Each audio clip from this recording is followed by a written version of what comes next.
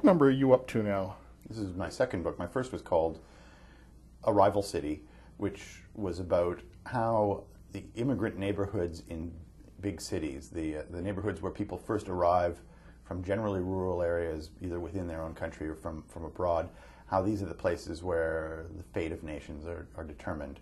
And that was a big 7-year project, really, where I traveled to 20 cities on 5 continents and explored what makes neighborhoods like this succeed and become integration machines in the place where a new middle class is born, or what makes them fail and become violent and impoverished and so on. And my work on that was, in a way, the seed for this, because a lot of the immigrant neighborhoods in the West that were most controversial, not most numerous, but getting the most headlines and so on, were those containing people from places like Morocco and Turkey and so on. And a lot of the troubles in the neighborhoods were being blamed on their religion. In a way, that was a very mechanical book about how neighborhoods work. This one is an examination of how people work.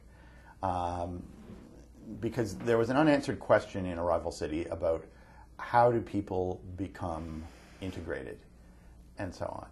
And at around the time I was publishing it, that question had started to explode in a big way, and later literally would explode, in that a set of ideas had become popular, had started to fill the air about specific immigrants whose religion is Islam, or at least sometimes non-religious immigrants who come from countries where the majority are Muslim.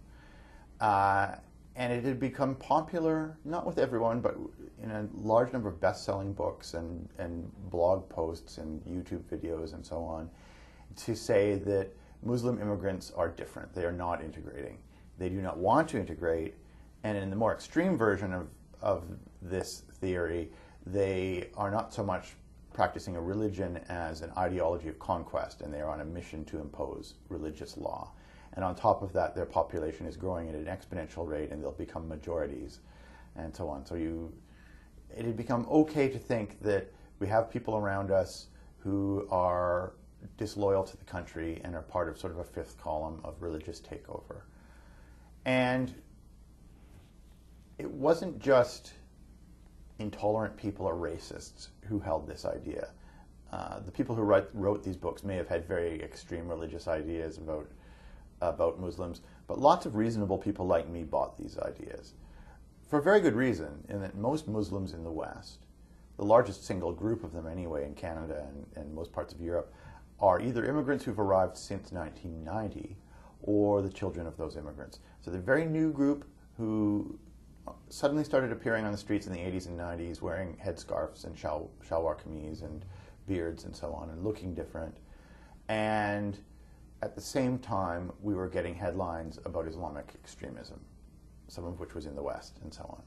And I think it was quite reasonable for people to raise questions and say, are my neighbors who've just arrived from Pakistan or Iran, are they loyal to the core Western values that we all share, or are they being guided by a religion that's opposed to our tolerance and our sense of equality and our sense of secularism and so on?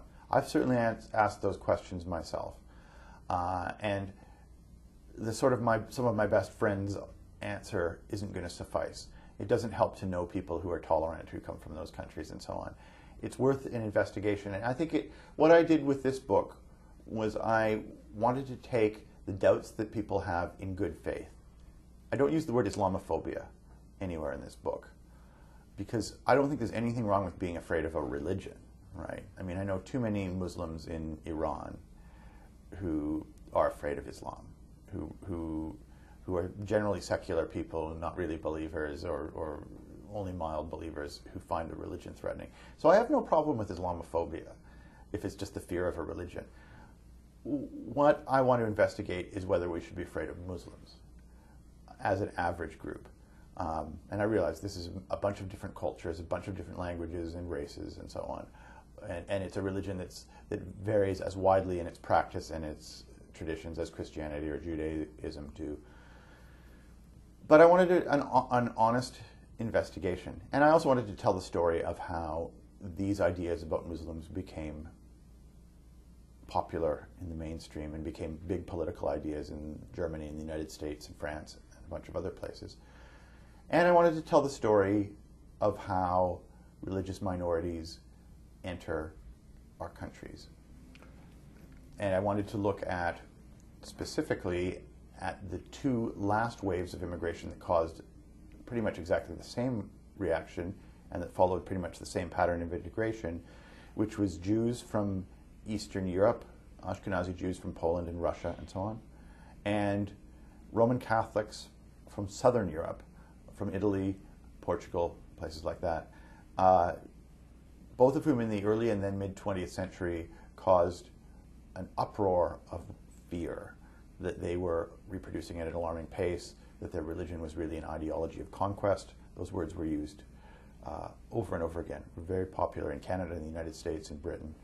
And then I hired a group of researchers who were specialists in demographics and integration and immigration history to bolster it and to try to take a look at whether Muslims entering the West are actually different, whether they're following a different integration pattern, population growth pattern, or